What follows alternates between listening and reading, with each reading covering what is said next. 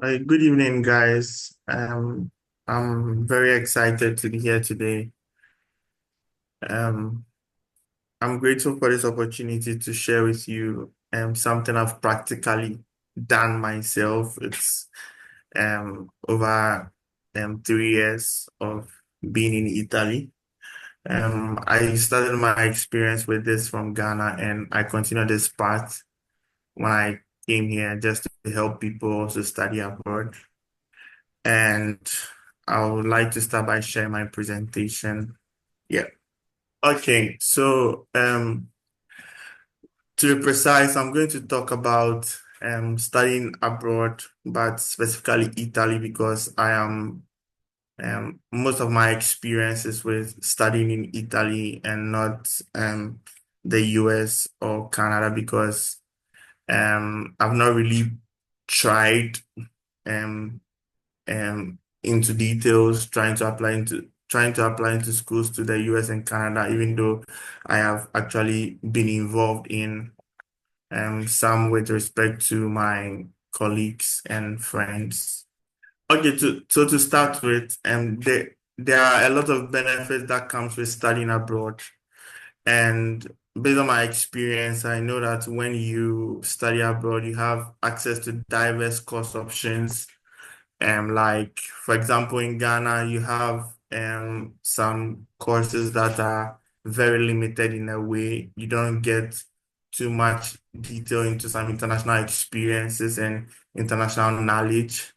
So you have diverse options of courses to choose from, and when you want to study abroad, and also you have the opportunity to learn a language which um you may never have thought you could have learned.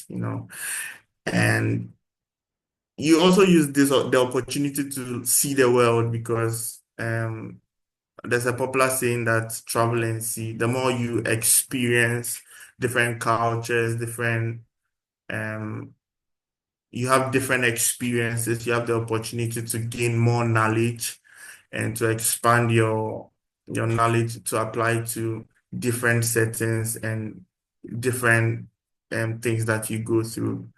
You also have the opportunity to boost your employability, because, for example, if you study in the US, it's more easier to end up in the World Bank, or let's say in a in most of the big multinational companies in the US, than maybe studying in Ghana and applying from Ghana, and because of visa restrictions and sponsorship requirements that some most of the companies are not willing to do for students who do not study in their country. So why Italy? Most people think that coming to Italy is not worth it, and um, why should I come to Italy to study when there's US and Canada and there's UK? But Italy has a very high quality education, tradition, and innovation, and it's based on my experience at the University of Padua. You realize that when you are in the University of Padua, or you are studying a certain course here, it's very demanding, because they try to teach you everything that comes with the course. You have a lot of materials to study from, a lot of group presentations and assignments, and it's very helpful. The education here is very quality, even though it's not an English speaking country, but it's very top notch. The academic offering and international cooperation is also very important, and you get that in Italy. And as you already know, Italy is known for infrastructure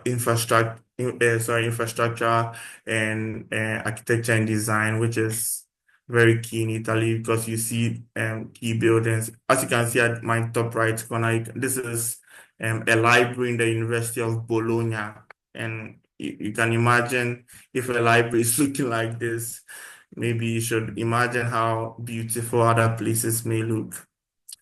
You have top tourist destinations in Italy as well, and Italy is also part of the G7 countries, so it's a good choice to make if you want to study abroad.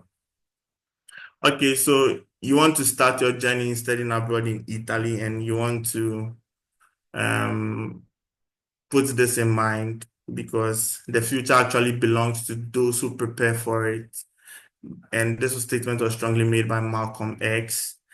And you also need to embrace pain to inherit the gain, because if you do not go through series of trying to review documents, trying to put your buttocks on a seat and trying to think about a certain document that you need to present to an admission committee to make sure that it is very good. And that can take you days, hours, sometimes months to get the right thing to submit. And I think that if you are not ready to go through some pain in your study abroad procedure, then I don't think that you really want to study abroad. There are certain required documents that you need to take note of when applying to Italy. You need your bachelor's degree certificate and transcript, as well as your SHS. If you're in Ghana, your WASI certificate and transcript. You need recommendation letters, which are very key, because recommendation letters are one of the things that actually block applications. For example, if you have your application fee, your documents, everything, and then the school requires that you submit recommendation letters and you do not have it, you cannot submit the application. And the recommendation letters are very hard to secure. So I advise that ahead of time, if you're a bachelor's student now, or you are a master's student trying to apply for a PhD, it's best at the start of your program that you try to relate with professors, tell them about your interests. For example, if you are doing a master's, you tell them, I want to do a PhD. I want to do a PhD here, maybe I want to do a PhD abroad. So I'm targeting this school, this school, this school, and I am thinking of doing, for example, let's say a circular economy research, and they are going to give you ideas, they are going to guide you, and when it's time to apply, they are going to put their name on your application, because this is very important to professors, because they are careful on who they write a recommendation for. The English language proficiency letter can be also gotten from your school, maybe if you are in an English speaking country, because most of the master's programs in Italy nowadays are English programs and not in Italian. There are some in Italian, but based on my experience and what I read online, most of them are becoming English. And sometimes you can take the IELTS test, but in Italy, most of the schools take the English proficiency letter from the school. If you have it, then there's no need to spend money to write the IELTS, because it even expires after 2 years. Um, you have to do a personal statement or the statement of purpose, and it should be done very well. Usually, I recommend that it shouldn't be more than 2 pages, because you are not the only person whose application is being reviewed. So you have to be clear and concise in your writing, and your experiences should be felt in relation to the program that you are applying for. And you may need an application fee payment, but it's not in every school, but they are not so expensive in Italy. They are usually between 10 euros to 50 euros, which is not so expensive. And so it's kind of not so expensive to apply to a lot of programs in Italy. But because you are applying to Italy, you need to translate your bachelor's degree and the transcript and the SHS diploma and the transcript into Italian. And there are, in most countries, there are people that are certified by the Italian embassy to do this. So um, it's clearly stated in their website to where you can translate the documents. Your CV should also be very good, and because it shows what you are experienced in. You do not have to put everything in your CV. You have to put um the right things, and they shouldn't be you shouldn't have like too lengthy statement trying to explain everything you did, a lot of job descriptions inside the CV. It's actually not the best. You have to be brief because nobody has time to look at a 3-page CV or a 4-page CV of a bachelor student. And there's something called a declaration of value, which I'll I'll talk about later. So in still on the starting of the journey, you have to know that we start from the admission stage, and then now we move to pre-enrollment.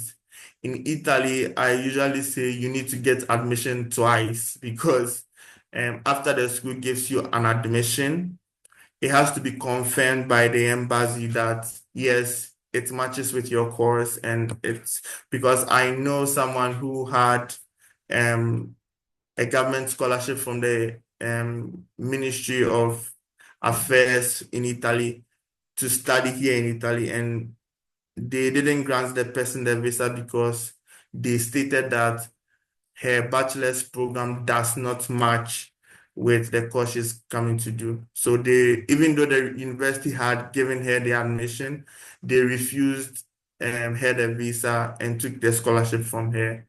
And up to now, I don't know why, but like I said, you need to get admission twice, so you are not safe until your pre-enrollment is successful.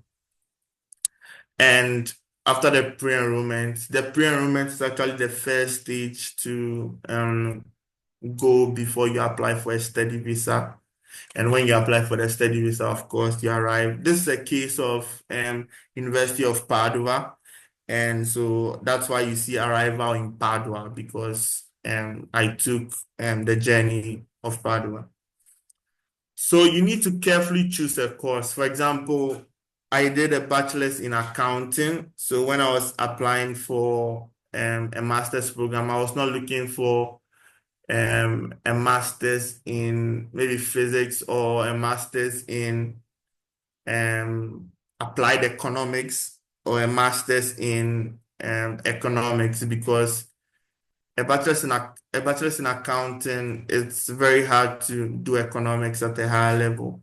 I know it's possible in maybe some countries, but in Italy, if you have a bachelor's in finance, a bachelor's in accounting, don't try a master's degree in economics because you'll be rejected, because some people even have a bachelor's degree in mathematics and statistics. Recently, I saw something like that, a Bachelor of Arts in mathematics and statistics, and he applied for computational finance and also data science, and he was rejected. And he had a very high GPA of 3.62, and he was still rejected, even though he met all the application requirements. And the reason was stated that his application was strong, but there were other guys who were very strong also in the group of the people who applied for the course. In trying to look for a good course, you can use the university website and the Universitali platform. There's a platform called Universitali, and I'll talk about it later. And you can also use search engines like Google and AI and other forms of research tools to guide your search of a good course, because you really want to choose something that you are really interested in, and you also want to choose something that aligns with your bachelor's degree program. So after you choose the course, you need to apply. Do the application for the course. You need to go to the university website and read the entry and qualification requirements. And I always suggest that you read and reread whatever is written there, because sometimes I feel like people don't take too much time to read. They want to just go straight and apply for the program. But sometimes you need to read today, read tomorrow, put it down for 3 days, read again, because like you have kind of maybe 1 month or 4 months to do the application. And I think that you need to read and read carefully what is the entry requirement. Because, for example, in Padua, it was stated clearly that if you are from Ghana and you do not have a GPA of 3.3, then you cannot get admission into the University of Padua. So there was a recent issue, and one of my friends had a GPA of 3.3, exactly 3.3, and usually the application goes through two steps processes. The first step is by the admissions committee. They evaluate everything to see whether you meet the requirement before it goes to the academic committee. And my friend was rejected at the admission committee level, saying that she does not meet the requirements for the course. So we had to write an email back to the school to prove a case, uploading the transcript in the email, stating that we meet the requirement of the course and that they have to look at the application again. So based on that debate with the school, we had the application restored, and within 1 week, she had the admission into the University of Padua. So you have to read carefully and reread so that you can get the details, so that in case the school makes a mistake, because it's also a human trying to work on your application. So in case the school makes a mistake, you can write back to the school and make a case, And so after the application process, you need to submit, like I stated here, you need to use the required documents to apply for the program. And then after you apply for the program, don't forget, you need to do multiple applications, because there's no guarantee that when you do one application, you're going to get admission into the school. So after the application process, you need to wait till you receive an offer. And when you receive the offer, you need to do a pre-enrollment, because like I stated, in Italy, you need to get admission twice. You need to confirm with the embassy. And you do that using the University platform. And so I stated the steps here. And again, it's still the case of the University of Padua. So you create an account on University and start the pre-enrollment process. And there are three steps, step A, B, and C, which I'll show in the next slide.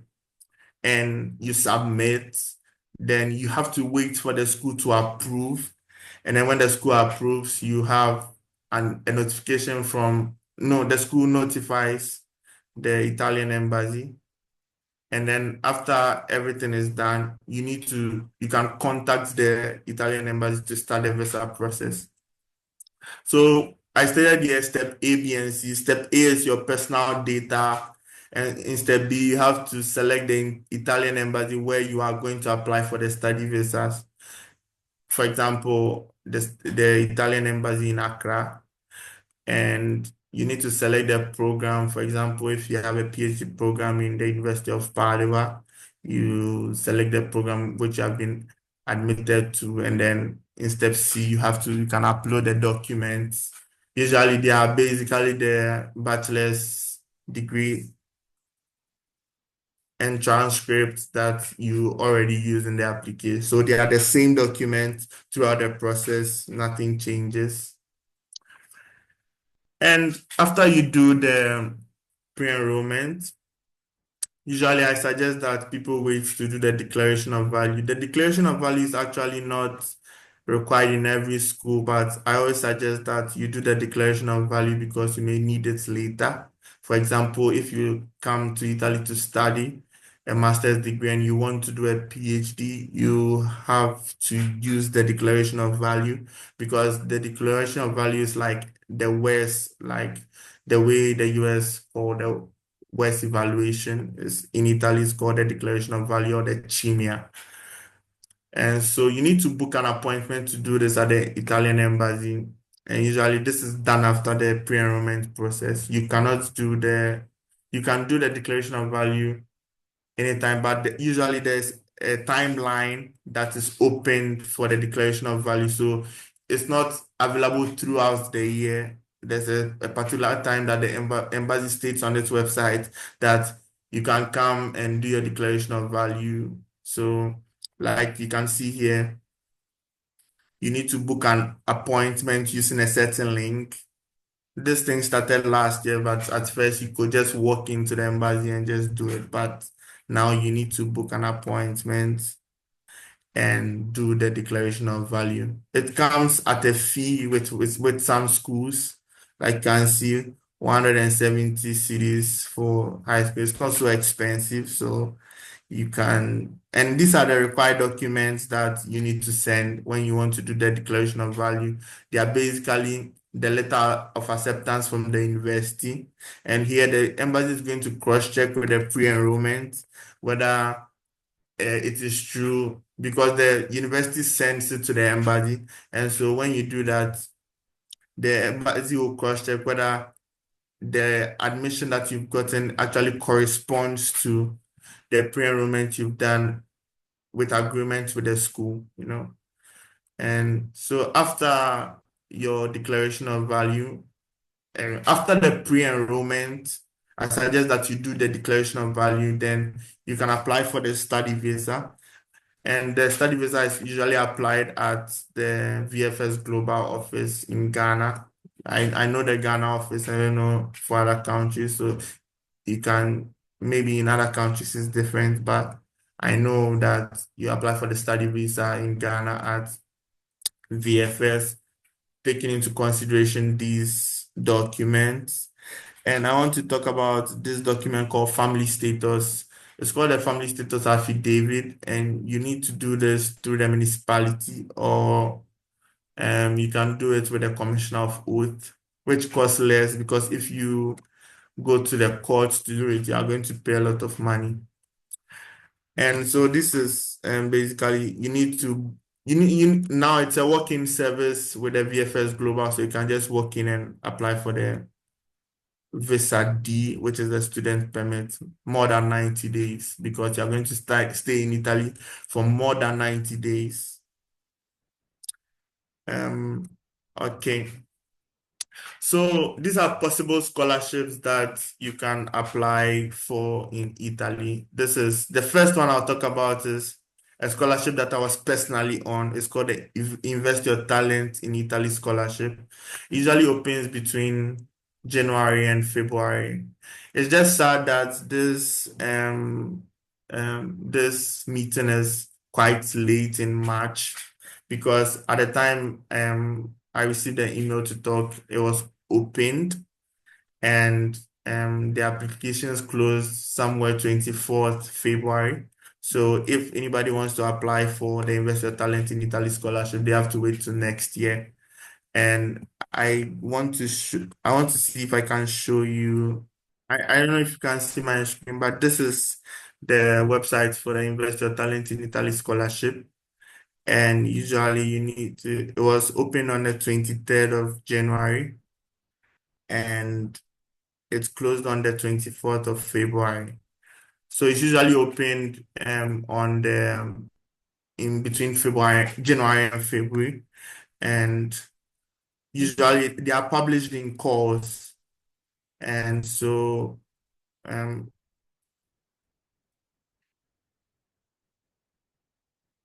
are published in calls, and you can see clearly that here you have the eligibility criteria, academic qualifications, and here you have age requirements. It's very important when you apply for the IYT scholarship. And every year they add one. So next year is going to be January 1st, 2000. If you are born, you must be born on or after January 1st, 2000 if you want to apply. And it's still the same documents that you use for the application. You have to upload the English language proficiency certificate. You don't need to write IELTS. It's not necessary. You you may not, if you want to, fine, but I don't think it's needed because all the successes we've had and I personally had, I never used it. So you can also try to do the Italian language certificate, which is not mandatory, but I believe that these guys have a strong interest if you learn their language. So if you show some Italian language certificate, is very important for this application process. So I'll go back to my presentation. So there's also another scholarship called the Study in Italy Scholarship, which is also the MIT. It usually opens around June. And the Invest Your Talent and the Study in Italy Scholarship is the same. It's from the same institution. Just that the only difference is that the Invest Your Talent in Italy Scholarship has an internship um, requirements that you need to do in the second year of your stay in Italy. So the scholarship usually offers like 9,000 euros a year. So that is 1,000 euros a month for 9 months, not for 12 months. So I think that they expect that in the ninth month, maybe you go back to your country to spend some time and come back, which is not compulsory. And you also have the regional scholarships. They are kind of complicated because you need to do a document called the ISE Parificato. And with the ISE Parificato, it's a document that shows your income in a certain year of assessment. So you need to, if you stayed in Ghana, for example, in 2022, you need to do a document that is certified by the court and also certified by the Ministry of Foreign Affairs and also legalized by the embassy. It's a very complex process. And if I say I'm going to delve deeply into this, maybe we can take the whole day because it's very complex and it's very confusing. So maybe if I have the opportunity to share this, maybe on LinkedIn or something, it will be fine with me.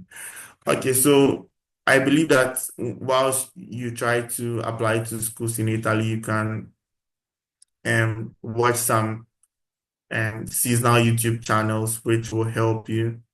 Basically, when I was doing my process, I used Call Me Hilda Gosh because she's into lifestyle and studying in Italy. You can actually see whether if you come to Italy, you would like it because she tries to share her experiences when she came to Italy, how it has evolved over time and all that. And there's also this YouTube channel called Royal Anne. Royal Anne is actually she dives deeply into application processes and regional scholarship dynamics and all that. And so maybe you can check this YouTube channel. And I want to say, once I come to the end of my presentation, I want to say that you may be skillful and not successful. The fact that you are very skilled in application, writing personal statements and all that doesn't mean you'll be successful. For example, in applying for a PhD, you may be very skillful and not successful. Also in a master's program, because skills alone are not enough.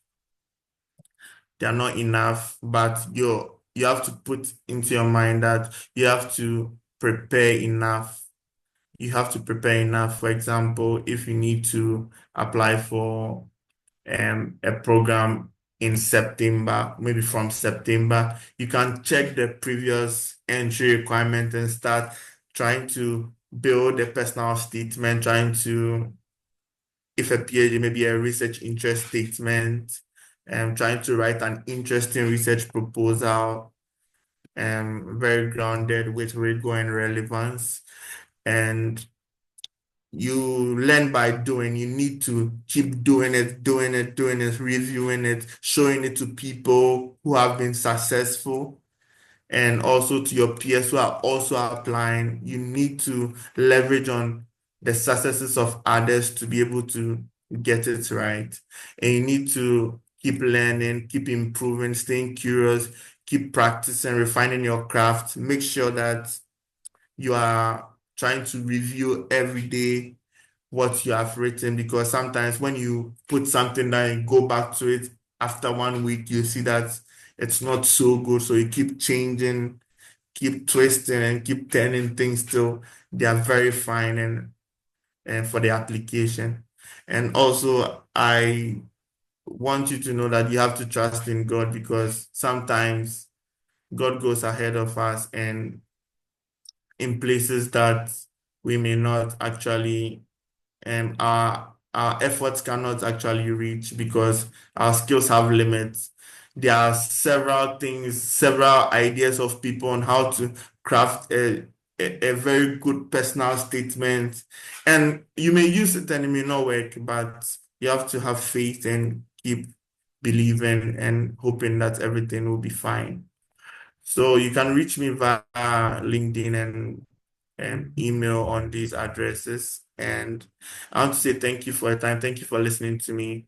And know that God is able to make all grace abound towards you, that you have insufficiency in all things, may abound in every good work. Thank you very much. There's one thing that you mentioned which to me struck me. I find it remarkable that we should embrace the pain to inherit the gain, as a quote from Habib Akande. Yeah, that's very remarkable because I have been through the same process as well. And I know study abroad processes is not a walk in the park. You don't just stand up one day and just do the application. You have to put in the work. You have to put in the work. I remember I started my whole school abroad process when I was in level 300. At the time, YouthsMAP partnered with some organization, and that is when I developed the interest. And so I knew I was supposed to do very well academically with my grades. Then again, also, have a solid recommendation, then also, have extracurricular activities, particularly in academia, since I wanted to do research at the graduate school. And so after my undergraduate, while some of our friends were for the national service, while some of our friends were going into the government organizations, private organizations, because they were paying, ×2 of what we are receiving. I thought, okay, why don't I choose teaching assistants? Because I know with that, one, getting a solid recommendation will be quite easier. Then again, having experience in the academic field would also be better in that way. So, and I think that is the best decision that I made. And so for those of us who are still in school, if you are in your first year, second year, third year, and you really want to do study abroad, please try as much as possible to be intentional about everything you do. Don't just apply because everyone is applying. Make sure that you put in the works and you're able to go even beyond the minimum requirement. Thank you once again, Mr. Ernest, for that insightful presentation.